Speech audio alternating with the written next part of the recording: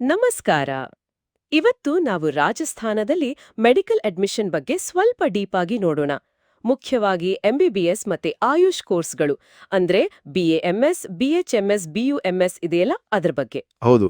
ನಮ್ ಹತ್ರ ಕೆಲವು ಗೈಡ್ಲೈನ್ಸ್, ಕೌನ್ಸಿಲಿಂಗ್ ಶೆಡ್ಯೂಲ್ಗಳು, ಆಮೇಲೆ ಲೇಟೆಸ್ಟ್ ನ್ಯೂಸ್ ಕೂಡ ಇದೆ. ಕರೆಕ್ಟ್. ಈ ಎಲ್ಲಾ ಮಾಹಿತಿಯಿಂದ ಅತಿ ಮುಖ್ಯವಾದ ಪಾಯಿಂಟ್ಗಳನ್ನ ಅರ್ಥ ಮಾಡ್ಕೊಳ್ಳೋದೇ ನಮ್ಮ ಇವತ್ತಿನ ಕೆಲ್ಸ. ಇದ್ರಲ್ಲಿ ನೀಟ್ ಪರೀಕ್ಷೆ ಪಾತ್ರ ತುಂಬಾ ಮುಖ್ಯ ಅಲ್ವಾ? ಖಂಡಿತ. ನೀಟ್ ಯುಜಿ ಪರೀಕ್ಷೆನೇ ಆಕ್ಚುಲಿ ಮೆಡಿಕಲ್ ಸೀಟುಗಳಿಗೆ ಮೇನ್ ಎಂಟ್ರಿ ಪಾಯಿಂಟ್. ದೇಶ ಮಟ್ಟದಲ್ಲಿ 15% ಆಲ್ ಇಂಡಿಯಾ ಕೋಟಾ ಏನಿದೆ ಅದನ್ನ ಎಂಸಿಸಿ ನೋಡ್ಕೊಳ್ಳುತ್ತೆ, ಅಂದ್ರೆ ಮೆಡಿಕಲ್ ಕೌನ್ಸಿಲಿಂಗ್ ಕಮಿಟಿ. ಆದ್ರೆ ರಾಜಸ್ಥಾನದ 85% ಸ್ಟೇಟ್ ಕೋಟಾ ಸೀಟುಗಳ ಅಡ್ಮಿಷನ್ ಪ್ರಾಸೆಸ್ ಇದೆಯಲ್ಲ, ಅದು ಸ್ವಲ್ಪ ಬೇರೆ ಇದೆ. ಅದ್ರ ಬಗ್ಗೆ ಮಾತಾಡೋಣ. ಹಾಗಾದ್ರೆ ಮೊದಲಿಗೆ ಎಲ್ಲರ ಫೋಕಸ್ ಇರುವ ಎಂಬಿಬಿಎಸ್ ಬಗ್ಗೆನೇ ಮಾತಾಡೋಣ. ರಾಜಸ್ಥಾನದಲ್ಲಿ ಒಂದು ಗೌರ್ಮೆಂಟ್ ಸೀಟ್ ಸಿಗ್ಬೇಕು ಅಂದ್ರೆ ಏನೇನ್ ಬೇಕು? ಅಲ್ಲಿನ ಟಾಪ್ ಕಾಲೇಜ್ಗಳು ಯಾವುದು? ನೋಡಿ, ನೀಟ್ ಯುಜಿ ಸ್ಕೋರ್ ಇರಲೇಬೇಕು. ಅದರ ಜೊತೆಗೆ ಸ್ಟೇಟ್ ಕೋಟಾ ಸೀಟುಗಳಿಗೆ ರಾಜಸ್ಥಾನದ ನಿವಾಸಿಯಾಗಿರೋದು ಕಂಪಲ್ಸರಿ. ಓ, ಅಂದ್ರೆ ಡೊಮಿಸೈಲ್. ಹೌದು. ಅದರಲ್ಲೂ ಕಂಡೀಷನ್ಸ್ ಇದೆ. ಅಪ್ಲೈ ಮಾಡೋರ ಪೇರೆಂಟ್ಸ್ನಲ್ಲಿ ಒಬ್ಬರಾದ್ರೂ ಕನಿಷ್ಠ 10 ವರ್ಷ ರಾಜಸ್ಥಾನದಲ್ಲಿ ವಾಸ ಇರಬೇಕು. ಮತ್ತೆ ಸ್ಟೂಡೆಂಟ್ ಕನಿಷ್ಠ 5 ವರ್ಷ ಅಲ್ಲೇ ಓದಿರ್ಬೇಕು. ಇಲ್ಲ ಅಂದ್ರೆ ಅಫಿಷಿಯಲ್ ಡೊಮಿಸೈಲ್ ಸರ್ಟಿಫಿಕೇಟ್ ಆದ್ರೂ ಇರಬೇಕು. ಸರಿ. ಆದ್ರೆ ಒಂದು ಇಂಟ್ರೆಸ್ಟಿಂಗ್ ವಿಷಯ ಏನಪ್ಪಾ ಅಂದ್ರೆ, ಪ್ರೈವೇಟ್ ಕಾಲೇಜುಗಳಲ್ಲಿ ಮ್ಯಾನೇಜ್ಮೆಂಟ್ ಕೋಟಾ ಸೀಟ್ಗಳು ಬೇರೆ ರಾಜ್ಯದವರೆಗೂ ಸಿಗುತ್ತೆ. ಅದಕ್ಕೆ ರಾಜಸ್ಥಾನವನ್ನು ಪಾರ್ಷಿಯಲಿ ಓಪನ್ ಸ್ಟೇಟ್ ಅಂತಾನೂ ಕರೀತಾರೆ. ಹೌದಾ? ಟಾಪ್ ಗವರ್ಮೆಂಟ್ ಕಾಲೇಜುಗಳು ಅಂದ್ರೆ ಜೈಪುರದ SMS ಮೆಡಿಕಲ್ ಕಾಲೇಜು ಮತ್ತೆ ಅಜ್ಮೇರ್ನ JLN ಮೆಡಿಕಲ್ ಕಾಲೇಜು ತುಂಬಾ ಫೇಮಸ್.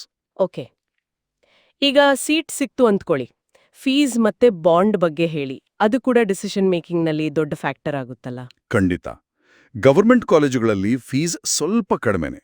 ವರ್ಷಕ್ಕೆ ಸುಮಾರು 13,000ದಿಂದ 50,000 ಒಳಗಿರ್ಬೋದು. ಗ್ರಾಮೀಣ ಸೇವೆಗೆ ಪ್ರೋತ್ಸಾಹ ಇದ್ದಾಗೆ.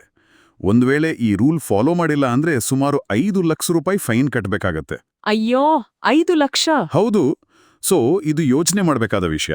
ಇನ್ನು ಪ್ರೈವೇಟ್ ಕಾಲೇಜ್ಗಳಲ್ಲಿ ಫೀಸ್ ಲಕ್ಷಗಳಲ್ಲಿರುತ್ತೆ, ಮತ್ತೆ ಅವರ ಬಾಂಡ್ ಪಾಲಿಸಿಗಳು ಬೇರೆನೇ ಇರುತ್ತೆ. ಸರಿ. ಈಗ ಎಂಬಿಬಿಎಸ್ ಬಿಟ್ಟು ಆಯುಷ್ ಕೋರ್ಸ್ಗಳ ಕಡೆ ಬರೋಣ. ಬಿಎಎಂಎಸ್, ಬಿಎಚ್ಎಂಎಸ್, ಬಿಯುಎಂಎಸ್ ಇವುಗಳಿಗೂ ಡಿಮ್ಯಾಂಡ್ ಜಾಸ್ತಿ ಆಗ್ತಿದೆ ಅಂತ ಕೇಳಿದ್ದೀನಿ. ಅದರಲ್ಲೂ ಬಿಎಎಂಎಸ್ ಬಗ್ಗೆ ಹೇಳಿ. ನಿಜ. BAMS ಅಂದ್ರೆ bachelor of Ayurvedic medicine and surgery. ಇದು 5.5 ವರ್ಷದ ಕೋರ್ಸ್. 4.5 ವರ್ಷ ಓದು, 1 ವರ್ಷ ಇಂಟರ್ನ್ಶಿಪ್. ಇದಕ್ಕೂ ನೀಟ್ ಬೇಕಾ? ಹೌದು. ನೀಟ್ ಯುಜಿ ಸ್ಕೋರ್ ಆಧಾರದ ಮೇಲೇನೆ ಅಡ್ಮಿಷನ್. MBBSಗೆ ಕಂಪೇರ್ ಮಾಡಿದ್ರೆ ಇದರ ಫೀಸ್ ಸಾಮಾನ್ಯವಾಗಿ ಕಡಿಮೆ ಇರುತ್ತೆ. ಕೋರ್ಸ್ ಆದ್ಮೇಲೆ ಸ್ವಂತ ಕ್ಲಿನಿಕ್ ಇಟ್ಕೋಬಹುದು, ರಿಸರ್ಚ್ ಮಾಡ್ಬೋದು, ಅಥವಾ ದೊಡ್ಡ ಆಯುರ್ವೇದ ಕಂಪನಿಗಳಾದ ಪತಂಜಲಿ, ಡಾಬರ್, ಹಿಮಾಲಯ ಇಂಥ ಕಡೆಗಳಲ್ಲೂ ಕೆಲಸ ಸಿಗುತ್ತೆ. ಓಕೆ. ಮತ್ತೆ ಇತ್ತೀಚೆಗೆ ಒಂದು ದೊಡ್ಡ ಡೆವಲಪ್ಮೆಂಟ್ ಆಗಿದೆ. BAMS PG ಮಾಡಿದವ್ರಿಗೆ ಕೆಲವು ಜನರಲ್ ಸರ್ಜರಿಗಳನ್ನು ಮಾಡೋಕೆ ಗೌರ್ಮೆಂಟ್ ಪರ್ಮಿಷನ್ ಕೊಟ್ಟಿದೆ. ಶಲ್ಯತಂತ್ರ, ಸಲಾಕ್ಯತಂತ್ರ ಅಂತಾರಲ್ಲ, ಆರ್ಥೋಪಿಡಿಕ್, ಆಫ್ಥಾಲ್ಮಾಲಜಿ, ENT ಡೆಂಟಲ್ ಸಂಬಂಧಪಟ್ಟಿದ್ದು. ಓ, ಇದು ಇಂಟ್ರೆಸ್ಟಿಂಗ್. ಹೌದು. ರಾಜಸ್ಥಾನದಲ್ಲಿ ಗೌರ್ಮೆಂಟ್ ಮತ್ತೆ ಪ್ರೈವೇಟ್ BMS ಕಾಲೇಜ್ಗಳು ಚೆನ್ನಾಗೇ ಇವೆ.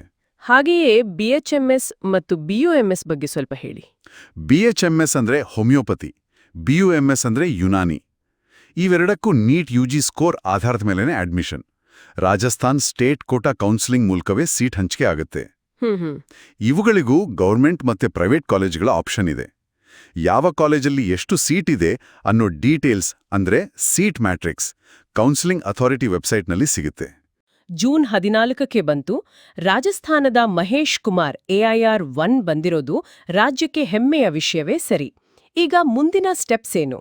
ಹೌದು, ಅದು ಖುಷಿ ಸುದ್ದಿ. ಮೊದಲಿಗೆ MCC ನಡೆಸೋ 15% all India quota AIQ counselling July 21ರಿಂದ ಶುರುವಾಗ್ಬೋದು ಅಂತ ನಿರೀಕ್ಷೆ ಇದೆ. ಓಕೆ. ಇನ್ನು ರಾಜಸ್ಥಾನದ 85% ಸ್ಟೇಟ್ ಕೋಟಾ ಸೀಟ್ಗಳಿಗಾಗಿ ಅಲ್ಲಿನ ಸ್ಟೇಟ್ ಕೌನ್ಸಿಲಿಂಗ್ ಬೋರ್ಡ್ ಅಂದ್ರೆ Rajasthan UG medical and dental admission board ಅಂತ ಇದೆ, ಅವರೇ ಕೌನ್ಸಿಲಿಂಗ್ ಮಾಡೋದು. ಇದನ್ನ RUHS ಅಥವಾ SMS ಮೆಡಿಕಲ್ ಕಾಲೇಜ್ ನೋಡ್ಕೊಳ್ಳುತ್ತೆ. ಆ ಸ್ಟೇಟ್ ಕೋಟಾ ಶೆಡ್ಯೂಲ್ ಮತ್ತು ಪ್ರೋಸೆಸ್ ಬಗ್ಗೆ ಸ್ವಲ್ಪ ಡೀಟೇಲ್ ಆಗಿ ಹೇಳ್ತೀರಾ? ಸ್ಟೂಡೆಂಟ್ಸ್ ಏನೆಲ್ಲ ನಿರೀಕ್ಷಿಸಬಹುದು? ಈಗಿನ ಮಾಹಿತಿ ಪ್ರಕಾರ ಸ್ಟೇಟ್ ಕೋಟಾ ರಿಜಿಸ್ಟ್ರೇಷನ್ ಜುಲೈ 28ರಿಂದ ಆಗಸ್ಟ್ 1ವರೆಗೆ ಇರಬಹುದು. ಸರಿ. ಅದಾದ್ಮೇಲೆ ಚಾಯ್ಸ್ ಫಿಲ್ಲಿಂಗ್ ಮತ್ತೆ ಲಾಕಿಂಗ್ ಅಂದ್ರೆ ಕಾಲೇಜ್ಗಳನ್ನ ಆಯ್ಕೆ ಮಾಡೋದು, ಅದು ಆಗಸ್ಟ್ 5ರಿಂದ 7ವರೆಗೆ.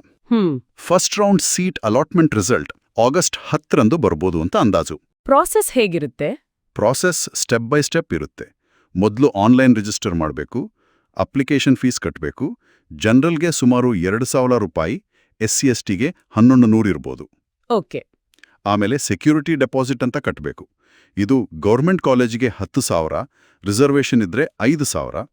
ಆದರೆ ಪ್ರೈವೇಟ್ MBBSಗೆ ಇದು ಜಾಸ್ತಿ, 2 ಲಕ್ಷದವರೆಗೆ ಇರುತ್ತೆ.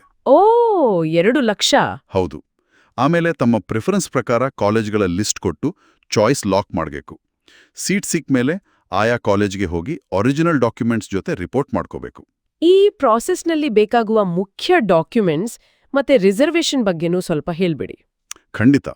ಡಾಕ್ಯುಮೆಂಟ್ಸ್ ಲಿಸ್ಟ್ ಸ್ವಲ್ಪ ದೊಡ್ಡದೇ ಇರುತ್ತೆ. ಮುಖ್ಯವಾಗಿ NEET score card, allotment letter, 10ನೇ ಮತ್ತೆ 12ನೇ marks card, certificates, date of birth proof, Rajasthan domicile certificate, caste certificate ಅಂದ್ರೆ OBC NCL, MBC NCL, EWS ಈ ತರಹದವು ಅಪ್ಲೈ ಆಗೋದಾದ್ರೆ. ಜೊತೆಗೆ ಪಾಸ್ಪೋರ್ಟ್ ಸೈಜ್ ಫೋಟೋಗಳು ಬೇಕಾಗುತ್ತೆ. ರಿಸರ್ವೇಷನ್ ವಿಷಯಕ್ಕೆ ಬಂದ್ರೆ ರಾಜಸ್ಥಾನದಲ್ಲಿ SCಗೆ 16%, STಗೆ 12%, OBC NCLಗೆ 21%, MBC NCLಗೆ 5%, EWSಗೆ 10% ರಿಸರ್ವೇಷನ್ ಇದೆ. ಸರಿ. ಇದರ ಜೊತೆಗೆ PWD ಅಂದ್ರೆ ವಿಕಲಚೇತನರಿಗೆ 5% ಮತ್ತು ಡಿಫೆನ್ಸ್ ಅಥವಾ ಪ್ಯಾರಾಮಿಲಿಟರಿ ಮಕ್ಕಳಿಗಾಗಿ 1% ಹಾರಿಜಾಂಟಲ್ ರಿಸರ್ವೇಷನ್ ಕೂಡ ಇರುತ್ತೆ. ಒಟ್ಟಿನಲ್ಲಿ ಹೇಳೋದಾದ್ರೆ ರಾಜಸ್ಥಾನದಲ್ಲಿ ಮೆಡಿಕಲ್ ಸೀಟ್ ಬೇಕು ಅನ್ನೋರಿಗೆ ನೀಟ್ ಸ್ಕೋರ್ ಜೊತೆಗೆ ಅಲ್ಲಿನ ನಿವಾಸಿ ಅನ್ನೋದಕ್ಕೆ ಪ್ರೂಫ್, ಸರಿಯಾದ ಟೈಮ್ನಲ್ಲಿ ಕೌನ್ಸಿಲಿಂಗ್ನಲ್ಲಿ ಭಾಗವಹಿಸೋದು ಮತ್ತೆ ಈ ಫೀಸ್, ಬಾಂಡ್ ವಿಷಯಗಳ ಬಗ್ಗೆ ಎಲ್ಲ ಕ್ಲಿಯರ್ ಆಗಿ ತಿಳಿದುಕೊಂಡಿರೋದು ತುಂಬಾನೇ ಮುಖ್ಯ ಅನ್ಸುತ್ತೆ. ಹೌದು, ನೀವು ಹೇಳಿದ್ ಕರೆಕ್ಟ್. ಇದೆಲ್ಲದರ ಜೊತೆಗೆ ಕೊನೆಯಲ್ಲಿ ಒಂದು ಯೋಚನೆಗೆ ವಿಷಯ ಇದೆ. ಏನಪ್ಪಾ ಅಂದ್ರೆ ನ್ಯಾಷನಲ್ ಮೆಡಿಕಲ್ ಕಮಿಷನ್ NMC ಇದೆಯಲ್ಲ, ಅವರು ಇತ್ತೀಚೆಗೆ ದೇಶಾದ್ಯಂತ 112 ಹೊಸ ಮೆಡಿಕಲ್ ಕಾಲೇಜುಗಳಿಗೆ ಪರ್ಮಿಷನ್ ಕೊಟ್ಟಿದ್ದಾರೆ ಅನ್ನೋ ಸುದ್ದಿ ಇದೆ. ಓ, ಹೌದಾ? ಹೌದು. ನಮ್ಮ ಹತ್ರ ಅದರ ಪೂರ್ತಿ ಡೀಟೇಲ್ಸ್ ಇಲ್ಲ. ಆದರೂ ಇಷ್ಟು ದೊಡ್ಡ ಸಂಖ್ಯೆಯಲ್ಲಿ ಕಾಲೇಜುಗಳು ಬಂದ್ರೆ ಮುಂದಿನ ದಿನಗಳಲ್ಲಿ ರಾಜಸ್ಥಾನದಂತಹ ರಾಜ್ಯಗಳಲ್ಲಿ ಕಟ್ ಆಫ್ ಸ್ಕೋರ್ ಮೇಲೆ, ಸೀಟುಗಳು ಸಿಗೋದ್ರ ಮೇಲೆ ಮತ್ತೆ ಒಟ್ಟಾರೆ ಕಾಂಪಿಟಿಷನ್ ಮೇಲೆ ಹೇಗೆ ಪರಿಣಾಮ ಬೀರಬಹುದು, ಇದು ಖಂಡಿತ ನಾವು ಗಮನಿಸಬೇಕಾದ ವಿಷಯ. ನಿಜ. ಮುಂದಿನ ದಿನಗಳಲ್ಲಿ ನೋಡಬೇಕು ಏನಾಗತ್ತೆ ಅಂತ.